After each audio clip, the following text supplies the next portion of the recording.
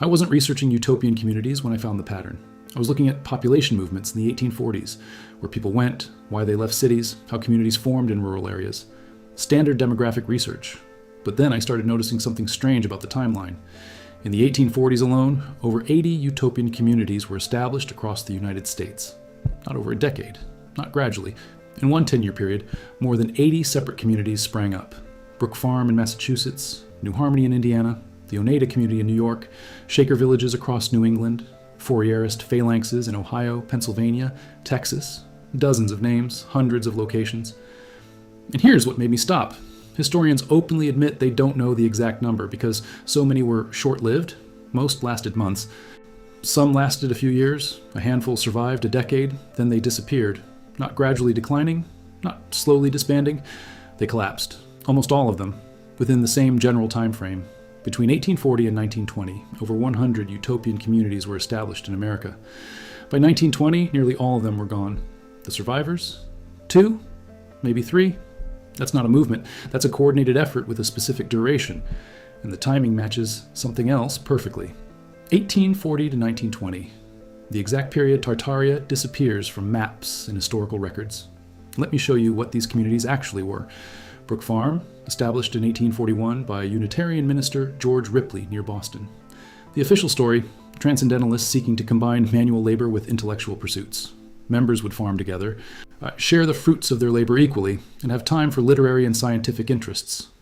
Reality, never more than 120 members, disbanded after 6 years following a fire that destroyed their main building. The fire was uninsured. Financial collapse followed immediately.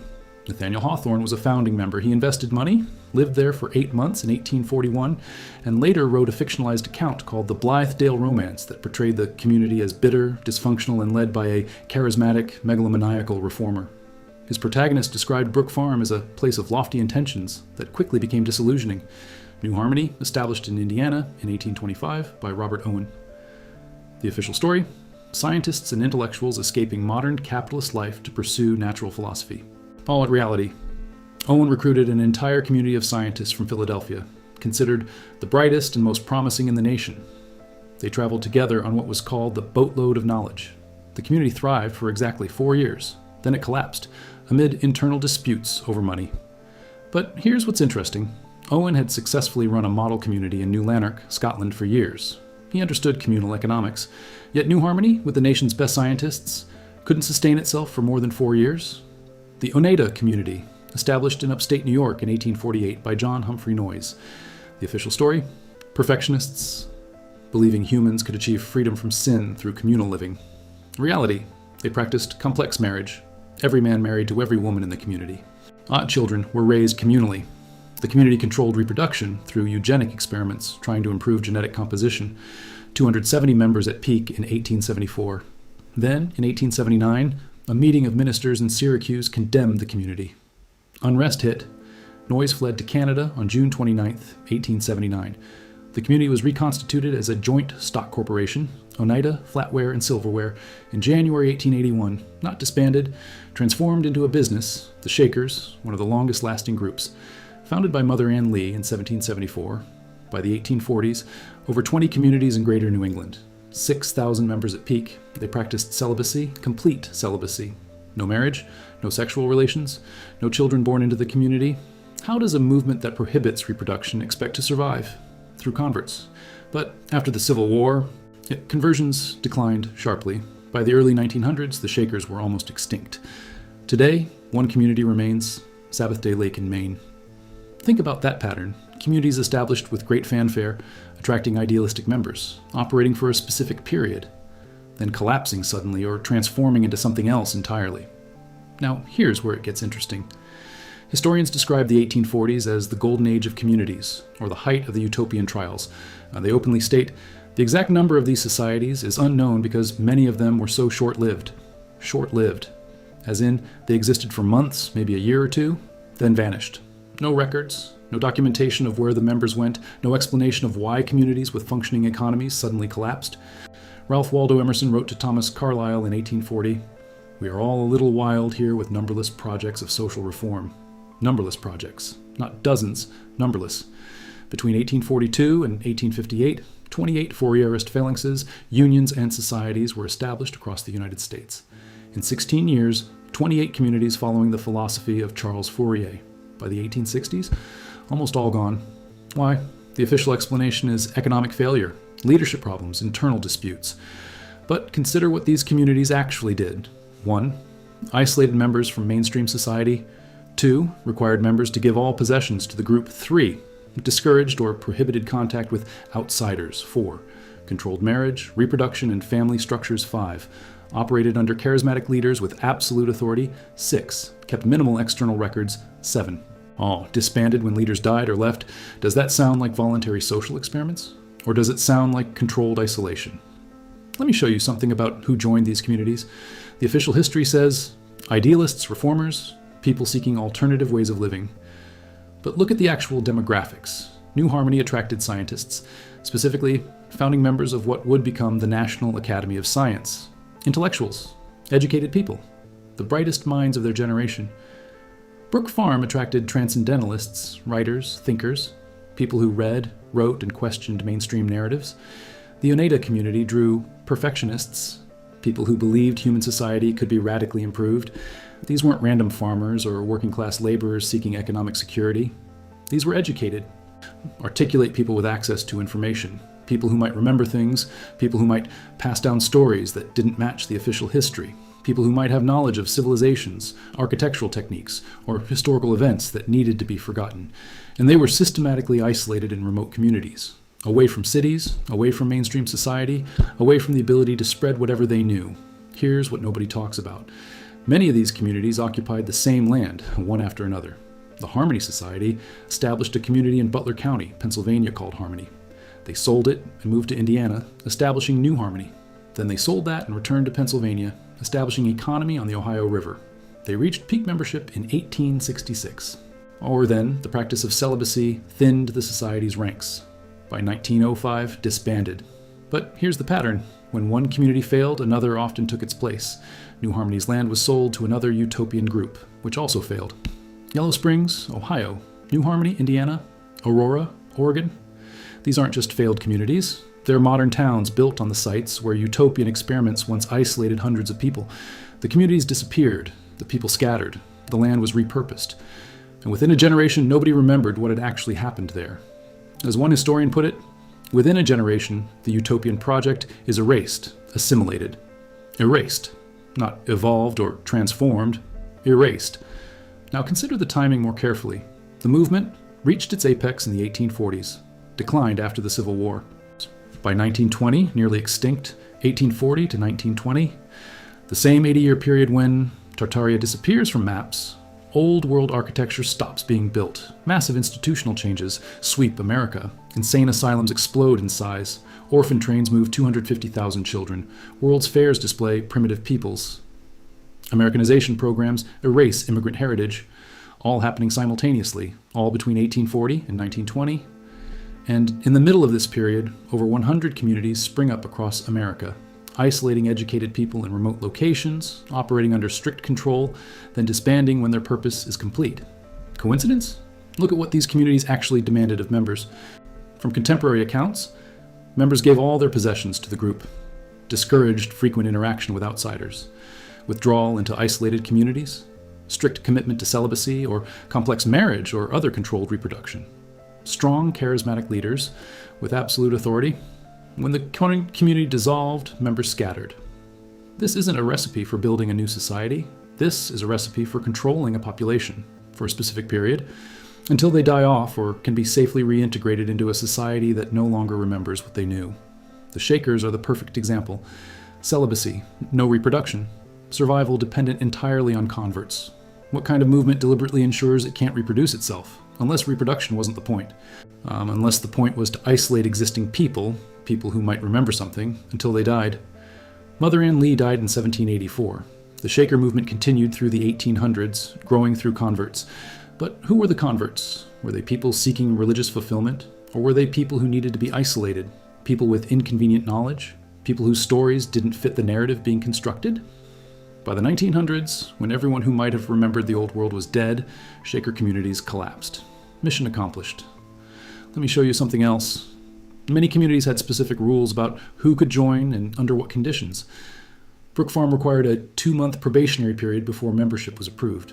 Who was evaluating applicants? Based on what criteria? The Oneida community practiced group discipline and controlled reproduction through eugenic experiments. They were literally controlling who could have children and with whom. Why? The official explanation: improving genetic composition.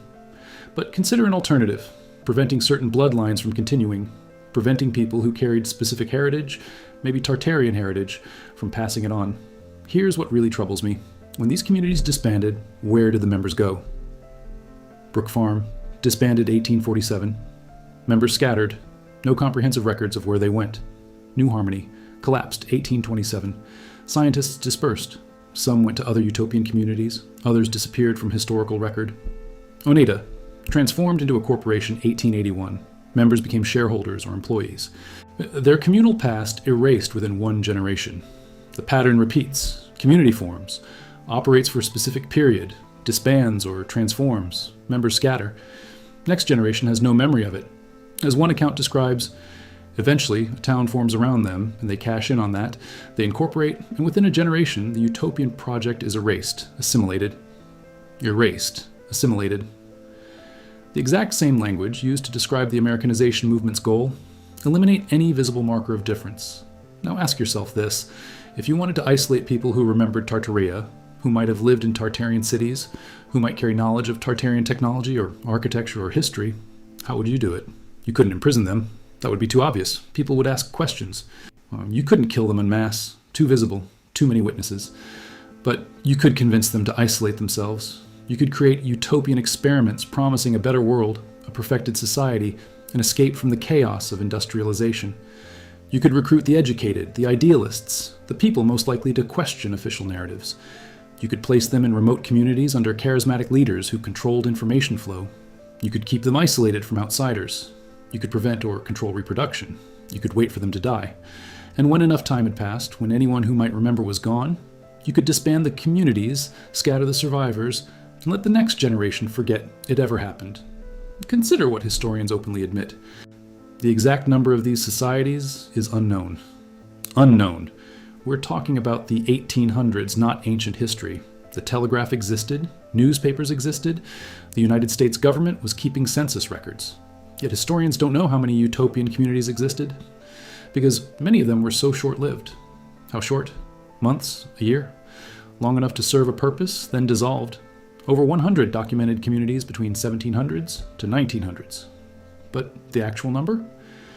Unknown. How many people were isolated in these communities? One source says more than 100,000 members in total. Over 100,000 people, removed from mainstream society, placed in controlled environments, kept isolated for decades. Where did they all go when the communities disbanded? Nobody knows. They scattered. They were assimilated. They disappeared from historical record. Let me show you one more thing. Many of these communities practiced what they called complex marriage, group marriage, or enforced celibacy.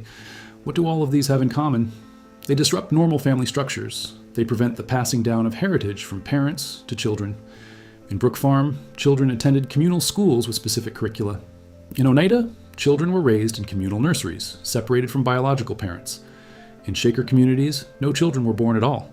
What happens when you prevent parents from raising their own children? What happens when you control education in an isolated environment? What happens when you prohibit reproduction entirely? Cultural memory breaks. The stories grandparents tell grandchildren about where they came from, what they remember, what the old world was like, those stories can't be passed down. Within one generation, gone. Within 2 generations, forgotten completely. The communities that survived the longest were ones that adapted. The Amana colonies in Iowa, established in 1855, they survived by becoming the Amana Corporation, manufacturing refrigerators and appliances. Their communal past, corporate history, nostalgia, tourist attraction, Oneida became Oneida flatware and silverware. Their complex marriage and eugenic experiments, embarrassing footnotes in company history, the communities that couldn't or wouldn't transform into businesses, they disappeared. And the knowledge their members carried disappeared with them. Now here's the question nobody asks. Why did the utopian community movement peak exactly when it did? The 1840s weren't an economic depression. The country was growing. Western expansion was accelerating. Opportunities existed. The Civil War disrupted things, but that was 1861 to 1865, after the movement had already peaked. The official explanation, Second Great Awakening. Religious fervor, philosophical movements like transcendentalism, reaction to industrialization, all true, but incomplete, because the movement didn't just peak in the 1840s. It ended in the 1920s, precisely when the last people who might have remembered the pre-1840s world were dying. Precisely when Tartaria had been erased from maps for long enough that nobody questioned it. Precisely when the Americanization movement had successfully eliminated millions of immigrants' cultural memory. The timing isn't coincidence, it's coordination. Look at where these communities were located. Not random. They were established in rural areas, yes, but specific rural areas. New Harmony, Indiana, along the Wabash River. Brook Farm, West Roxbury, Massachusetts. Remote enough to be isolated, close enough to Boston that educated people could be recruited. Oneida, upstate New York, isolated but accessible. Shaker communities throughout New England and the Midwest, always rural, always separated from major population centers. They created a network. When one community failed, members often joined another. People moved from New Harmony to Brook Farm, from Brook Farm to Shaker villages, from Shaker villages to other experiments. They were being circulated through a system, kept isolated, kept controlled, kept out of mainstream society, until they died or were deemed safe to release. Here's what I find most disturbing. Historians describe these communities with admiration. Experiments in social reform, attempts to perfect human relations, noble failures. But read the actual accounts from members. Nathaniel Hawthorne's description of Brook Farm, bitter, disillusioning. Charles Lane's criticism of Brook Farm, members were playing away their youth and daytime in a miserably joyous, frivolous manner. Ralph Waldo Emerson refused to join Brook Farm, questioning whether members would share responsibility and workload equally. He observed that one man plowed all day and one looked out of a window all day, and both received at night the same wages. These don't sound like utopias. They sound like control mechanisms disguised as idealism. And here's the part that connects everything. The communities required members to give up their possessions, all of them.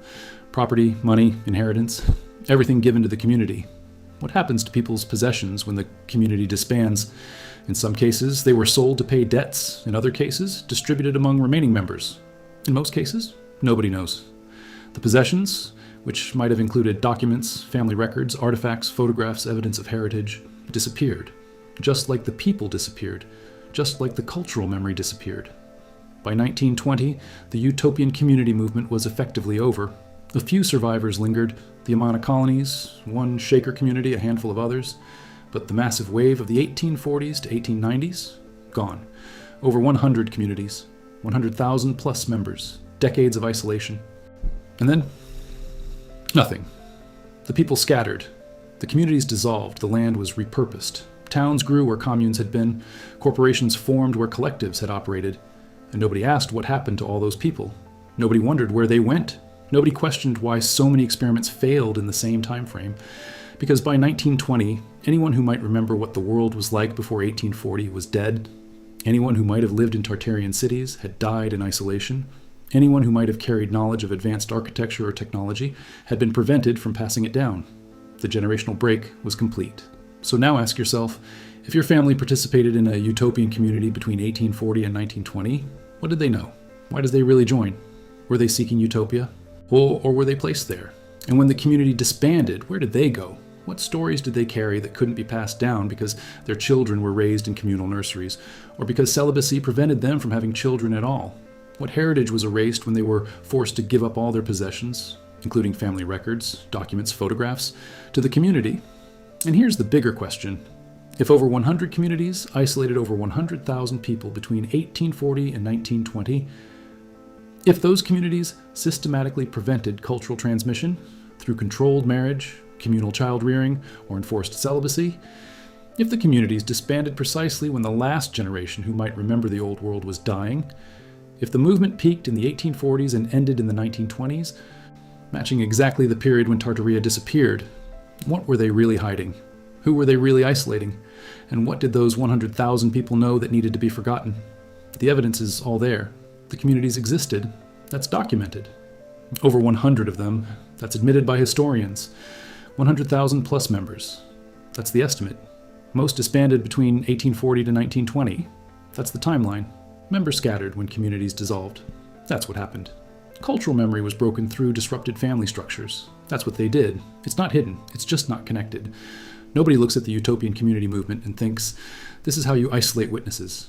Nobody looks at 100,000 people removed from society for 80 years and asks, what did they witness? Nobody connects the timing, 1840 to 1920, to the disappearance of Tartaria from maps and records. But the timeline matches, the methodology matches, the outcome matches. And when you realize that the same period that saw 100 plus utopian communities isolating 100,000 plus people, insane asylums exploding from dozens to hundreds, 250,000 children moved on orphan trains, massive Americanization programs erasing immigrant memory, world's fairs displaying primitive peoples in human zoos, Tartaria vanishing from maps and education, all happened between 1840 and 1920, the pattern becomes undeniable. Your great-great-grandfather might have joined a utopian community. The family story probably says he was seeking a better life, a perfect society, an escape from the chaos of industrialization. Maybe that's true. Or maybe he knew something. Maybe he remembered cities that don't exist in history books anymore. Maybe he carried knowledge of architecture or technology that doesn't fit the official timeline. Maybe he was isolated in a remote community, prevented from passing down what he knew, and died before he could tell his grandchildren about the world he remembered. And maybe that was the point all along. Not utopia. Isolation, not social experiment. Controlled forgetting, not failed communities. Successful erasure.